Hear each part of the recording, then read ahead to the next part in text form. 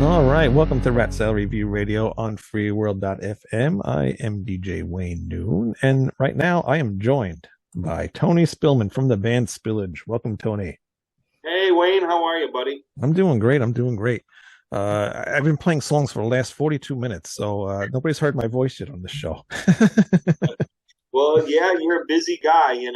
I used to do a little radio myself a few years ago. I really loved it. I wish had opportunities to do that again. So I applaud you. Thanks for having me on. Yeah, no problem. I've always wanted to do radio. I've tried to do it here and there on the internet, and it just doesn't really work out. But a friend of mine, when he started this network, freeworld.fm, and he was looking for DJs. I was like, perfect opportunity for me to get on here. And he said, sure, we need people to come on here and, do their radio shows and stuff. So he let me on and, very thankful for it because it's a lot of fun. I've met a lot of really cool people that I've never met before. And, You know, just always something I want to do. I want to play music and I can't do that on YouTube. It's a pain in the neck. So now I can right. do it. I can do what I want because it's freeworld.fm. There you go. Well, cool. Yeah, awesome. Good for you. Yeah. So tell me about Spillage. You guys have been around since what, 2013? Yeah, for the most part, like that's when we really much started it.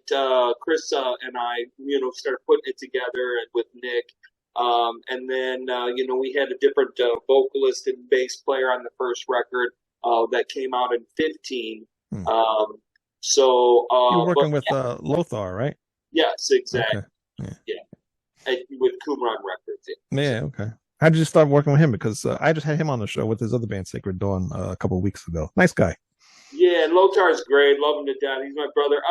I had done some work with him. I did some teching for his for Sacred Dawn back when they were on Nightmare Records. Because that's what I had. That's kind of my music job besides playing music. And I also worked as a younger man. It's a Hmm. young man job.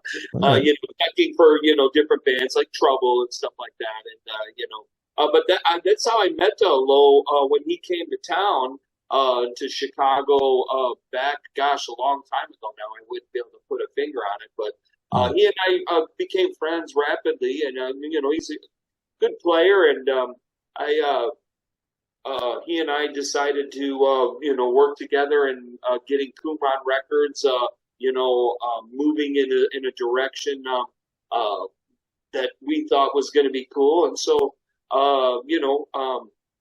but yeah, that was with Lotar to her long answer. Yeah. It's a great Very dude. cool. Yeah. Yeah, Yeah. He seems like a very nice guy. yeah, yeah. So after that, after he was on that first album, so what happened after he left and you got another singer? Well, Lo was also involved in not only Sacred Dawn, but then a band from Chicago that I had worked for, Trouble. Eric Wagner.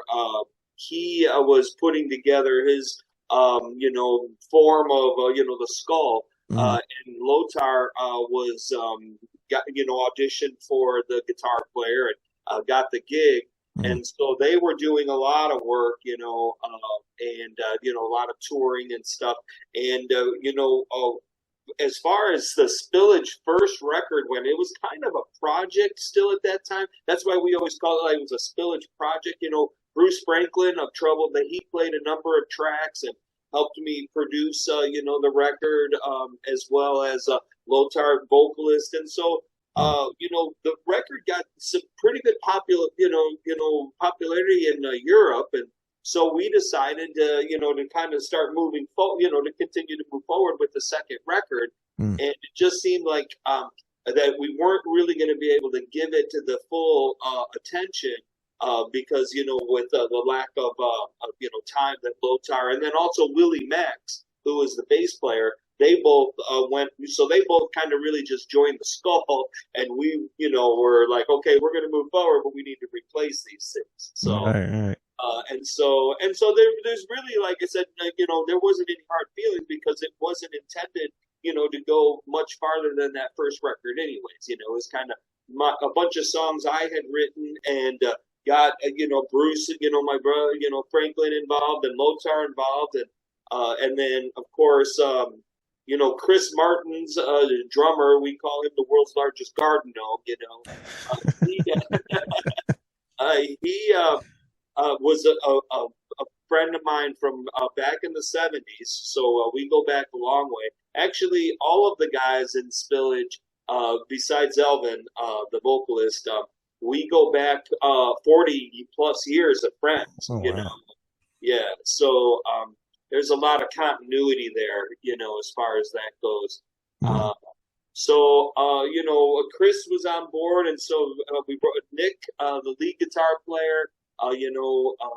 He came on, and then of course a good friend of theirs, Billy McGuffey. A bass player again. So it just kind of just fell into place. Um, and so we needed a vocalist, and Mm. we had tried, well, I had sang a bit, for a couple of shows, which isn't a pleasant thing. And then, Mark Weiner of Earth and Grave, another Chicago band that I was in with Rachel Barton Pine. He sat in with us for a bit, but didn't have the time, how it is, for a band. Right. Oh yeah. And he didn't have that commitment. And so when I was doing radio, like what we were saying, I love doing it. I was doing radio, and Tracy G, the guitar player who did a Dio record, Mm. had done a solo record with Elvin Rodriguez, who was, on there. And so I was interviewing those two guys, same type of format, Yeah. And in between the like songs that we were playing, I was speaking with Elvin, and I was asking him, kind of what he likes about this, and he's cool, but I don't get to do many live shows. Yeah. And so when that all came about, he came to mind because we had some shows out east already booked, and so I called him. I said, hey, we have this opening slot in Spillage. We're playing at the Maryland Doom Fest. Why don't you come and sit in with us? And as excited as he's, great and the enthusiastic man that he is, he's like, I could do that. so he had his audition, at the Maryland Doom Fest. Wow. So main stage. So it was cool. Yeah. And so that's where Elvin came from. Now we, of course, knew that since that show that he was a great, vocalist, Mm. really good front man, and like a front man, like what I'm talking Like a showman, like kind of. about. Yeah, Yeah. yeah. I mean, and so what we didn't know, Wayne, is that he was a great lyricist, and so he started crafting some of these songs that, like for Blood of Angels, the second record, and it was so easy to work with, and like we would, since he lives in Philadelphia, right outside Philadelphia. Aren't you up in Pennsylvania somewhere? No, New York. Oh, New York. Not too far. All right. My Well, bass player's from Pennsylvania. right on. Well, he's actually from Jersey, but he lives right outside Philly, Oh, right? okay. So he was sending us these songs like almost immediately from like we're emailing them back and forth. You know what I mean? Hmm.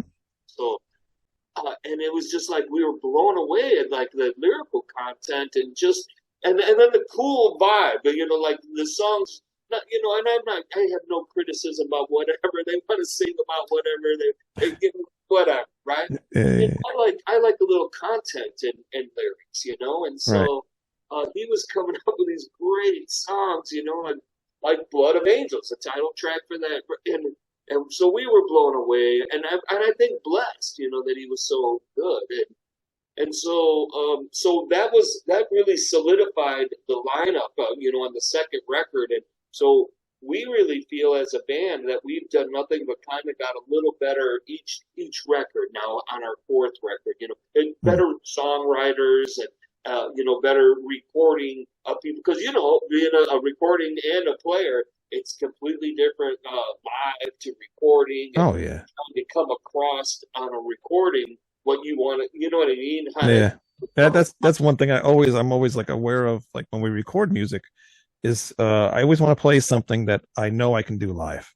I don't want to do something that's like impossible for me to play. Otherwise, we want to play that song. That we'll have to never play that one ever again. But I always want to make sure that I can do, or we can, do what we did on that album. I don't want to go on stage when people thinking like, we're fake or something. Because there's a lot of fake bands out now. You Oh, got all the backing yeah. tracks and everything now. So Yeah, yeah. Well, I go back as a tech a long way, so I'm not going to mention any names. I just, no, come on, this is freeworld.fm. We got to let these names out. yes. But yeah. So but the one thing that's we have, as you do as well, as a keyboard player. Paul Rao, who we call the mad scientist. He's actually the model for our art cover for our album for Phase 4. He's the mad scientist. But Okay. anyway,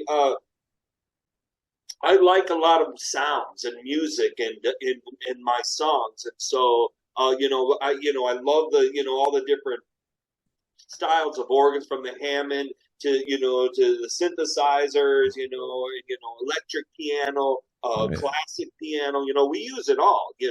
The song "Book of Secrets" on "Blood of Angels." It's a takeoff of the Mary Shelley book about Frankenstein. Oh, It's an epic written by Nick Bose-Darvich and of course Elvin Rodriguez. But there's a middle bridge part that's just a classical piano piece that and judging to the YouTube views, not many people have heard it. So, but it's a really great classical piece that we put in there. So we like a lot of sounds as well, but we perform all that live. So, yeah. Oh, that's cool. That's good. Good thing that you're able to replicate what you play on the album to live. And you mentioned that the views. I mean, it's so hard to get people to find your music on YouTube or just really anywhere.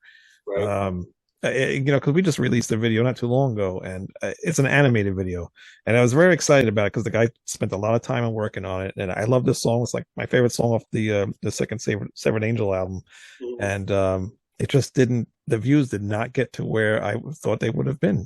Just being from being animated, I think people would see a cartoon. I'm going to check that out.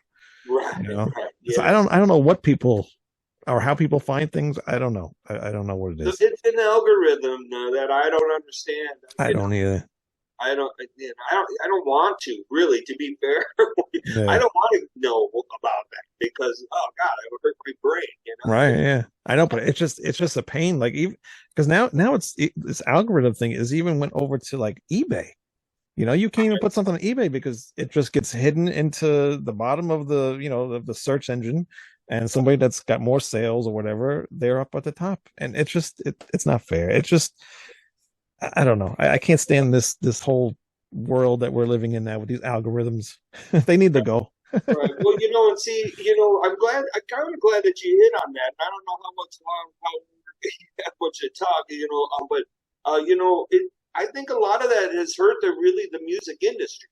Right? Yeah. I think it started before the pandemic. I mean, a lot of people will say pandemic really kind of hurt, and it did. But I Mhm. think that was kind of like a big nail in it. Oh But yeah. as far as like our style of music or things like crowds started to fade, and not just like middle bands like mine, or lower end bands, that are doing clubs and the smaller venues like that.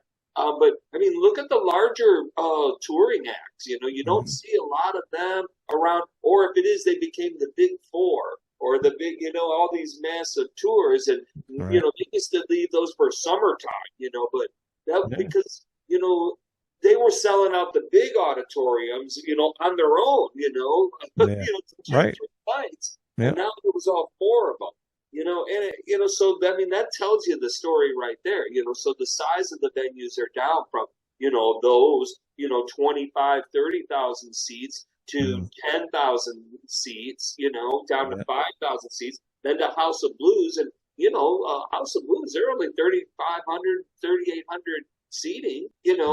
Yeah. so I mean, so I mean, that's just kind of unfortunate, what's happened to the industry. Mm. And so middle bands like us, like, Spillage, we used to be able to go and do tours, and they would sustain themselves, I mean, we wouldn't make money, but we weren't investing, Right, right, right. $1,000 into it, Yeah. it's just not the case anymore, and it's just, I don't know, streaming and all those things have killed the physical sales. So, you spend the money on the material, And you hope you sell it. It's yeah. I mean, and I you like can't streaming because tour.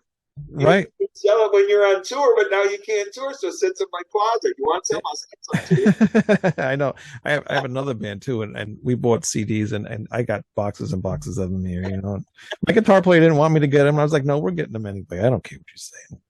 We did, and I still got boxes of them. But Yeah, hey, I give them away. Like we had a live CD release that was going to be our. Me and you could appreciate this way. And older people like. I grew up in the '70s, so I just love those live records. oh yeah, UFO Live and Foghat Live. I mean, they were just like, rock and Frank Marino Live. You know what I mean? And yeah. then, so we released a great live record, which would a rousing probably 17 sales on it. Mm. But we did it anyway, so I give them away now. Whenever we have shows, it's like you buy one, you get a free live CD. So Yeah, that's the way things are got to be. Everybody thinks everything's for free. It's so it's a shame. Yeah, but the only good thing is like the print CDs. It really does not cost that much money. The big scheme of things, it's like what $2-3 or whatever to print the CD. So it's not that bad. But it just costs a lot if you get a like 300, 400 or whatever. It is costly, yeah, but it's not too bad. Because I can always you can give that CD to somebody that maybe just saw one song at your show, and then they want to hear the rest of your album, and then you got right on, another fan right there. So right on, yeah, right on. You know, how are it's better than sitting in my closet. exactly collecting dust? Right on. Is there a lot of music clubs there? Like, is a lot of stuff closing down, or Well, not much different than New York, but most of the the middle clubs, like the good ones that we would play at, that would do up to about 350 to 500. They get pretty much dominated by cover bands and tribute bands, for the mm, most part. They'll have original opportunities, but the draws are it's just really difficult to get people to come out. yeah, yeah. We did a couple of shows this last weekend. We one of them was at a nice club called the Rock House in Dundee, Illinois, and we opened for a Creed tribute and Motley Crue tribute. Mm, Um, that was touring. They're flying in, and everything, and so I'm trying to get in front of people, So I thought, we'll do some opening slots and stuff like that, and the draw again was still, I would say a little bit light, mm, but we did make some new friends, and and so I don't know what else to do. I mean, we yeah. do interviews like this with you, and and we promote, but that's where we're at. Yeah. Sometimes we just do it just because we love making music. We know we're not going to make any money, but we still just want to play. Yeah, I like to get home without being flat tires too. That's a bonus. So like 2 o'clock, you know. We don't need that. It happened to me once on the way home from a show, and it was.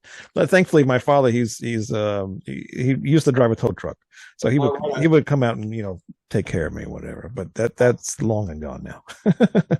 Right. But I'm not touring anymore. That's one thing with our band. We're just a studio band because the way I see it, because we've had all of us had bands, previous bands, and we played out shows and stuff like that.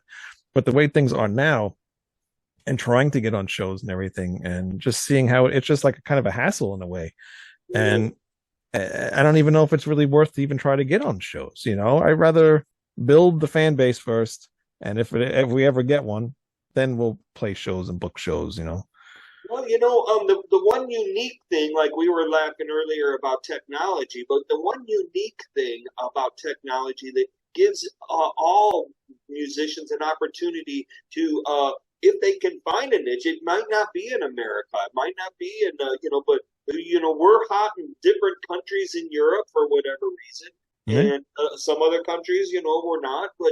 But then, like in certain South American places too, we get hot. So some bands live in Japan. Mm.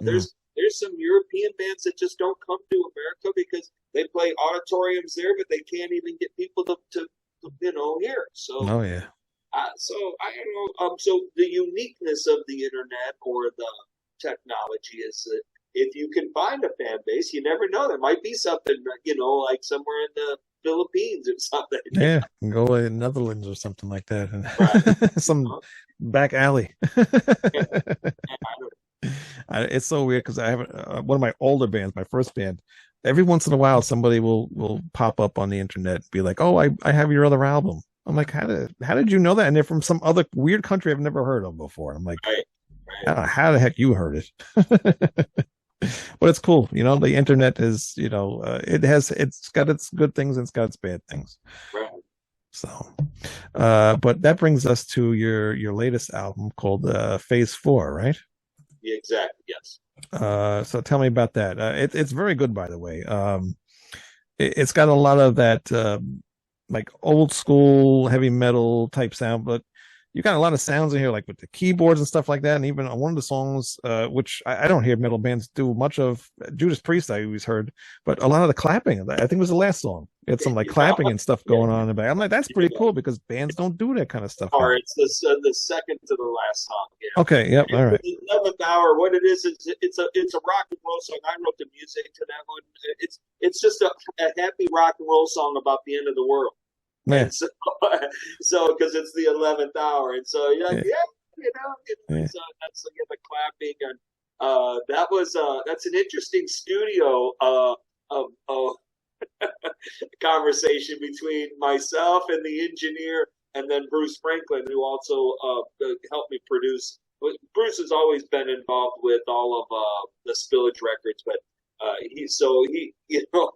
he wasn't a big fan of it. We'll just say Oh, really? All right. he wanted to give it cut. But I was, executive producer, and so it was one of those things that I wanted to have on there. I Yeah. thought it was given off the exact vibe of what I was trying to get across, have come across. Yeah.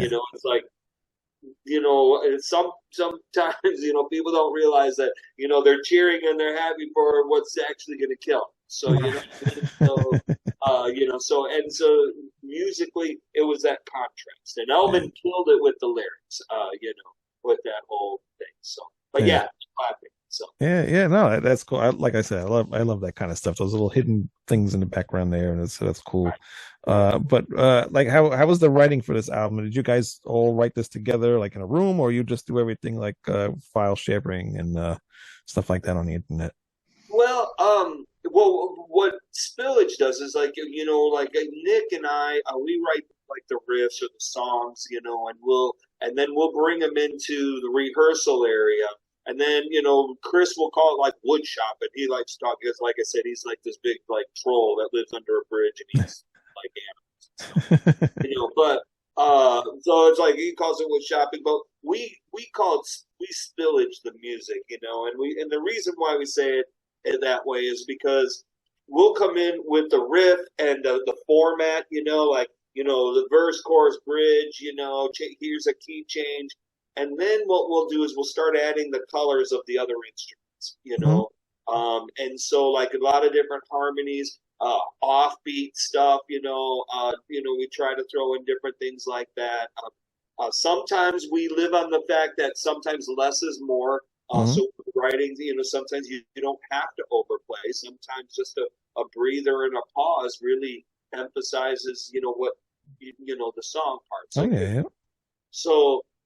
but then we'll do all that, and then we try to get that done before we give the song to Elvin, because once it goes to Elvin, he sings over everything. He's Yeah. like, oh, and so it's like, dude, and so we've learned as we've grown together from the second record to now the fourth record, and he's kind of learned too. It's like how our formats and things Right, work. right, right. But yeah, so that's kind of what it was. Is Nick had his Phase Four was a song that I had written and gave Elvin the concept of a mad scientist. Just kind of the our world that's going on. It's kind of like a lot of Spillage music would reflect, if you really look at lyrically, current events or current things that are going on. So um,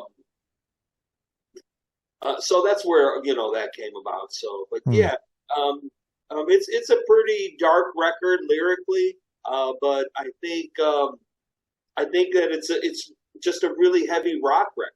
Yeah. Yeah, I think so. I think a lot of people from that older school of hard rock and even like the early, like the 80s ish metal and stuff like that. I would love this album. I think it's really good. What's his name again? The vocalist, Elvin Elvin. Rodriguez. Yeah, Yeah. he's awesome. He sounds really good on this album. And even who mixed the album? Well, Doug Agee at Sonic he's gonna kill me. I can't get off guard with that one. Alpha Sound Services in Geneva. He mixed it along with Bruce Franklin and myself. Okay, yeah, no, it's very good. It's very clear. I'd heard a band not too long ago, and I was like, why would you put this out before you listen to what it sounds like? But It was everything sounds great on this album. I like it.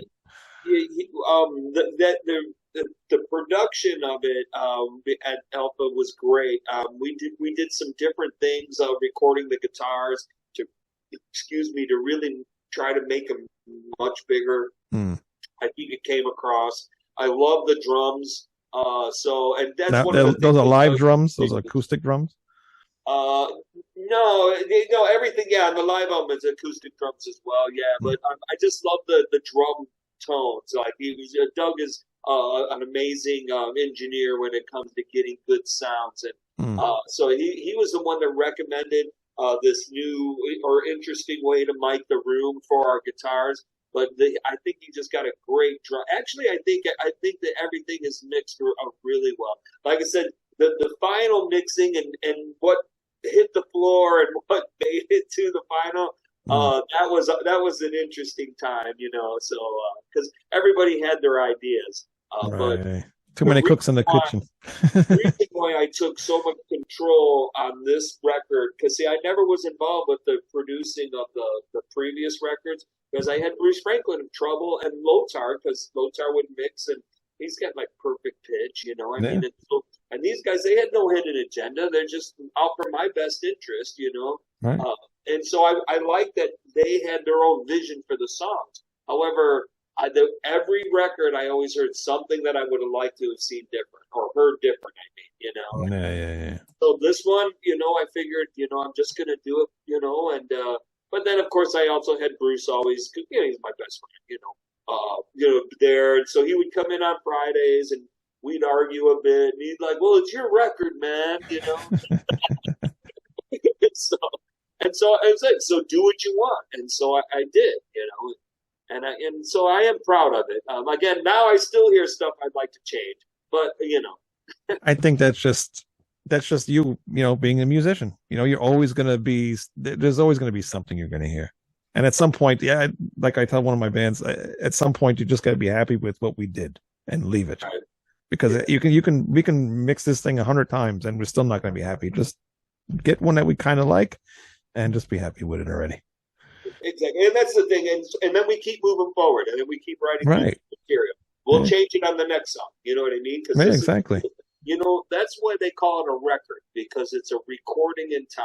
It's who you are then. You know what I Exactly. mean? Yep. Right? Yep. So, And like you said earlier, you've grown each record, and that's what you really should do. You shouldn't be putting out the same album every time. There should be something different each album that you release. Whether it's some kind of instrument that you added in there, or even just buying new equipment.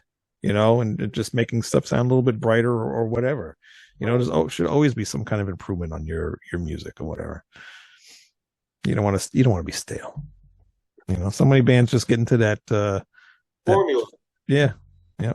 Formula. Yeah, no, that's the thing. So far out of four records, I think we've been able to do that. Yeah. I But gotta yeah, check out your other albums. I didn't know there was more. I had no idea. yeah, yeah. No, yeah. There's videos, of Electric Exorcist. So there's the first Village record came out in 15. Then 2 years after that was Blood of Angels. That's when Elvin joined us. Hmm. And then 2 years, well, actually almost 3 years, because we held Electric Exorcist an extra year because of pandemic. Hmm. We were scheduled to go to Europe. We had a number of shows scheduled over there, in Germany and Belgium, but that all got scratched because of pandemic. And so we ended up releasing Electric Exorcist a year late. And then we already had, because of we were holding, we already had half of phase four already written, and we were working on the rest of it. So that is why that came out so rapidly afterwards, because Hmm. we sat on Electric, Exorcist for so long. Yeah. So yeah, no, phase four. That's in our fourth. It was kind of play phase four, fourth record. Yeah. Very cool. I like it. Who did the artwork? Because that's pretty cool too. I like that. Yeah, well, Billy McGuffey, our bass player, he's an artist, and he's done all of our records covers since he joined the band, which was Okay. Blood of Angels. So our second record, Blood of Angels, Electric Exorcist, and now Phase Four. And like Very I good. said, Paul's the model for Phase Four. Yeah, very cool. And where did that name Spillage come from?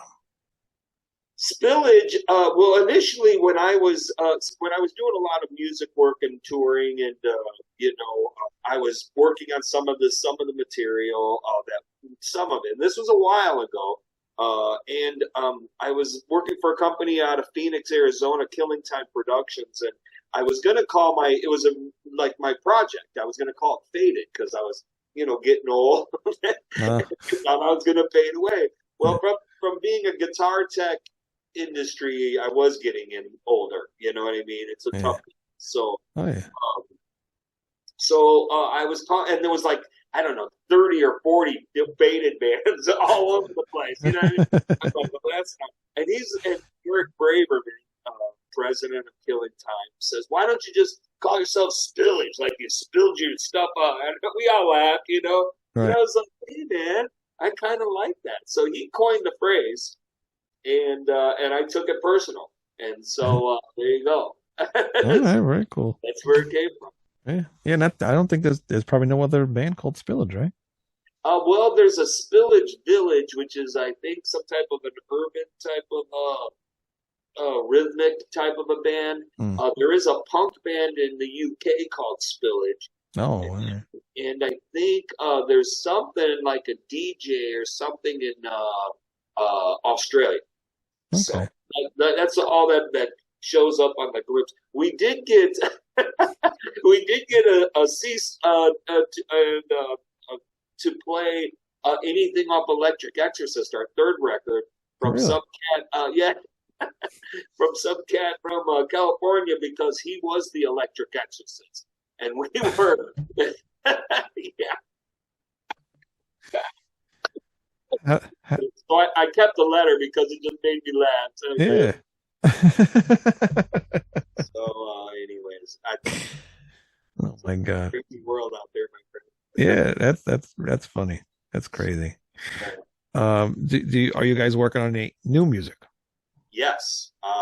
Yeah, like I said, it doesn't take the wax, literally, because we print vinyl Mm. as well. Is it to dry before we're working on new stuff? And Mm. and to be fair, Wayne, you know what I mean. Uh, there's some songs that just doesn't make the record that we're on. It's not because the songs aren't very good. It's just we have kind of a formula when we put records together. Mm. That we change tunings and keys throughout the record. Okay. So tempos as well. I mean, I don't want. It's kind of like a palate cleanse. It's been a formula that I've kept throughout the whole Spillage recordings. Mm. I was doing an interview with a radio station in the Netherlands. We do real well over there, and I asked them. I was like, what is it that you really like about these Spillage records? I mean, that you guys, because you guys don't know how big you are over here and stuff. And they said because you can put it on, you can put a Spillage record on and listen to the whole thing, uh, and and there's no filler, and that Right. was the biggest compliment to me, and that to me that was a specific focus and a goal in my mind initially, Mm. is that you know what I mean. Yeah, yeah, yeah. Not criticizing anybody else's songwriting or whatever. I'm just saying that's the approach that we decided to take, and Hmm. so Yeah, that's similar with us too, because we most of our albums, well, so far our albums are only like around 40, 45 minutes long. mhm, And I don't want to go no longer than that. Really. I mean, our fourth album, I think, is going to go maybe a little bit longer because it's going to be a concept album. But I think anything over that usually is just overkill. Especially nowadays, people got such a short attention span. They just want that, that quick fix, just to listen to something and then move on to the next thing, or maybe hopefully like it so much they're going to go back to it again. You know, right, right. and that's what we're trying to do. Are Yeah, you the same no, way I with would that agree. the album length? Yeah, yeah, no, I agree 100%. I think it's a divine.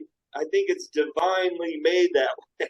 Yeah, And what I mean by that is that vinyl for an LP, the best amount of time is between 43 and 46 minutes. right, Once you start getting above that 45, 46 minute mark, then the grooves or whatever it is aren't as deep, and right. so it's not, and so it's you start to compromise the integrity of the vibe. Mm-hmm. The other thing is that I couldn't agree with you 100% more about burning out your listener. When they came out with the DAT thing, and then it was CDs. Oh, I have 18 songs on there. Well, there's probably 5 of them that shouldn't be on Exactly. We don't need it. 75 minutes worth of music. Right, and then you think, now maybe what does that do to the overall quality of the record? Are you watering Right. down the record then? Yeah. Yeah.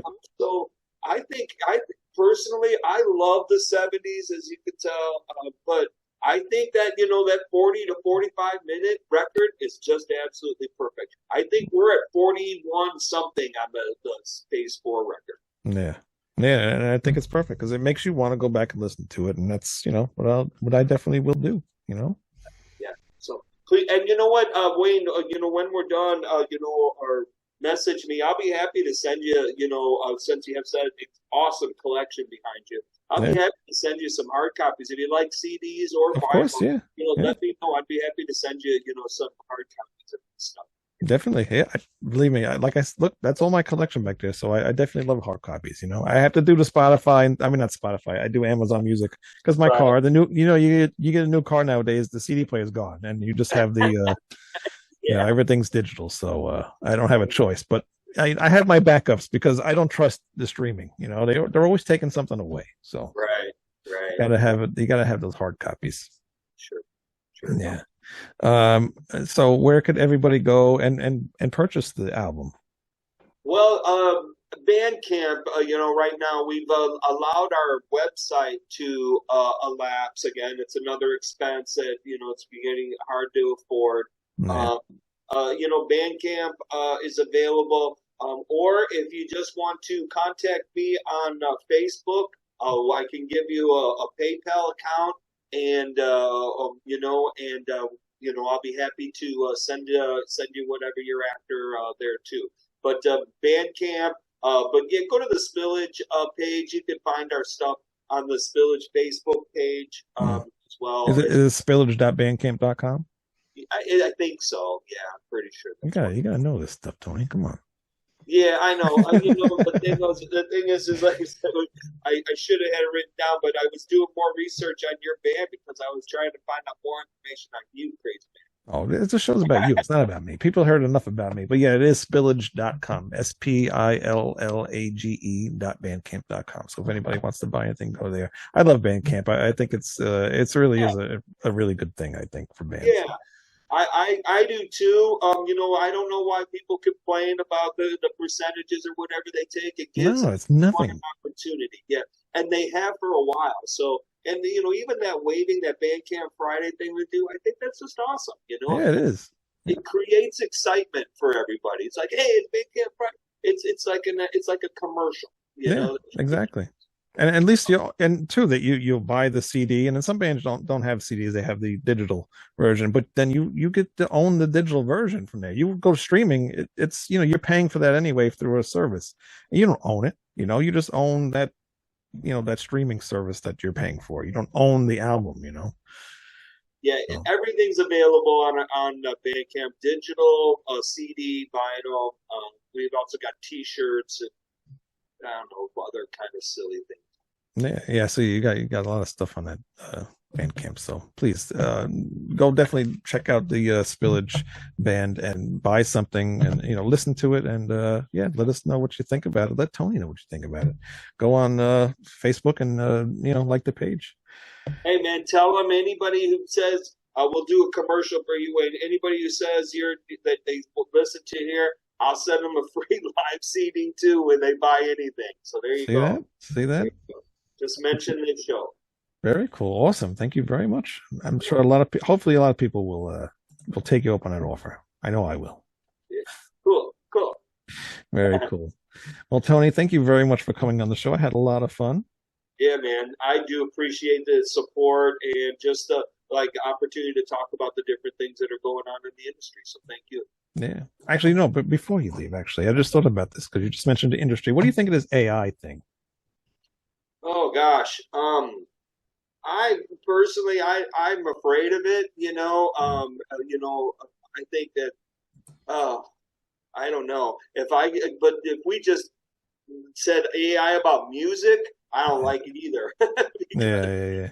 Because but you know what? Here's the thing: is that they've been trying to steal the great quality of music from this generation anyway. For a while, as a guitar player, there's special players, and there's a lot of great players that can play a bazillion notes, and and can play anything. But then there's those special players, those guys that really can make a guitar sing, or and you know what I'm saying, just Michael Shaker for rock and roll, Uli Roth, Frank Marino's, those type of Jeff Beck's, I'm starting to go back, but they had their own feel. You knew that was them when they played. Robin Trower. When I talk about a guy with vibrato, you know what I mean? Right. Yeah. Here's a great example. When I was a tech, I worked for Trouble for a number of different tours, and so I would check their guitars every night before they went on stage. Work them, change the strings. Wayne, I could play their songs, and it sounded like a person playing those songs. Bruce Franklin would come up there and play the songs, and the hands, the feel of the instrument, the musicianship of the player is what gives it that texture. Is that a good word? That texture, that really definitely ambient texture of the music. Yeah. And AI,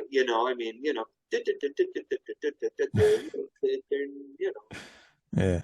I even think that's what we lose that today, even not even just with the AI, but with all the plugins and stuff that we use for even the drums and guitars, whatever, and I think it really it doesn't make like you said, like you can tell who is playing that instrument. Nowadays it could be anybody playing anything.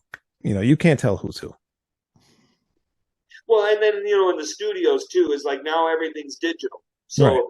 Anybody can record a record. Right. Back in the 70s, that wasn't the case, or even for the early 80s for that matter, because, tape was expensive. And right. You could keep going back and erasing, I'll do that again. Or, right. Yeah, you ain't doing that. Always those machines we'll just quantify everything and put it in the computer and make everything on time. Yeah. Some of those cats were doing those tracks in 1 or 2 takes. Yeah. That's great stuff. Randy Rhoads was a master like that, Yeah. To even get even crazier is Karen Carpenter, one of the greatest vocalists and drummers, I believe. She was called One Take Karen, and she was just amazing. Yeah. Back then you had to know the song before you recorded it because you didn't want to waste no tape. Yeah. Oh, it was too. Nowadays, forget it. It's, you Yeah. know, I don't, It's I pretty can't tell you cool. how many tapes. Thank God I didn't do that in the '80s because I would go through so much tape. Yeah, right. And it was expensive. It's expensive stuff. Still is today. Yeah, yeah, yeah. But I like today's technology though. I can just, you can go back and just cut it out and paste it. Not paste, but go back and fix what you messed up or whatever. So Sure, sure. No, I get it's it. so much easier. I know. Yeah. I've never recorded on tape. I've been in studios. I was with Trouble on their first record in the studio in California, working on tape, and it was amazing. But that's all we knew then, though. You Right, know what right, I right. mean? You Yeah, know. yeah. You mentioned Trouble a lot. The favorite Trouble album. I have to get into them. I haven't gotten into them yet. Well, gosh, do I have a favorite? Well, the Skull, the second record, might be my favorite. I worked with them in the early days, so they wrote both the first and second records before they even got like real popular. But Hmm. no, they're just I thought that maybe that you were familiar with them. They're one of the bigger actually legendary Chicago doom bands. Yeah, yeah. Bruce, I was his guitar tech. He and Ricky from like I think it was like 1981 when I started working for them, and so Wow, we go back a whole long way. So wow. Yeah, no, I definitely know who they are. Just it's just one of those bands that I haven't ventured into their discography yet because I know it's pretty big. So, you know. sure, sure, yeah. Well, I'll tell you what, they're working on a new record now too, and I've heard some of the stuff. It's great, but their last record with Kyle, a vocalist, who's also an exhorter, um, I thought was great distortion field. So, Yeah. but yeah, man, let me know. I'll hook you up with them. You may do some interviews with them. All right, very cool. I You know, appreciate that. Yeah, definitely. All right. We're gonna play one of your songs from the Phase 4 album. We're gonna play Love and Alchemy. Anything you want to talk about Alchemy before we play it? Love and Alchemy is a musical. One of the songs that I had written. It was intended to be really dark and eerie. It's got that Sabbath type feel to it. Yeah, it's in a low tuning. I think it's like A sharp, so Mm. it's a really low tuning. And Elvin wrote the lyrics. I thought it was kind of interesting initially when he said it because it was such a dark musical song. It's like, oh, it's Love and Alchemy, and it's like, and then as I thought, I was like, oh, okay, I kind of see where you're going. And then the video on our YouTube channel was done by Trish Higgins, and I think she really captured visually what what Elvin did lyrically. So I think it's a pretty interesting dark tune. Yeah, pretty Yeah, cool. I think so too. That's why I'm picking to play it. So we'll put that on, and you guys can check that out. One of my favorite songs off this album, and we'll be back. All right. Again, Tony, thank you very much for coming on the show. I really enjoyed talking to you. It's been a pleasure, Wayne. Thank you for having me.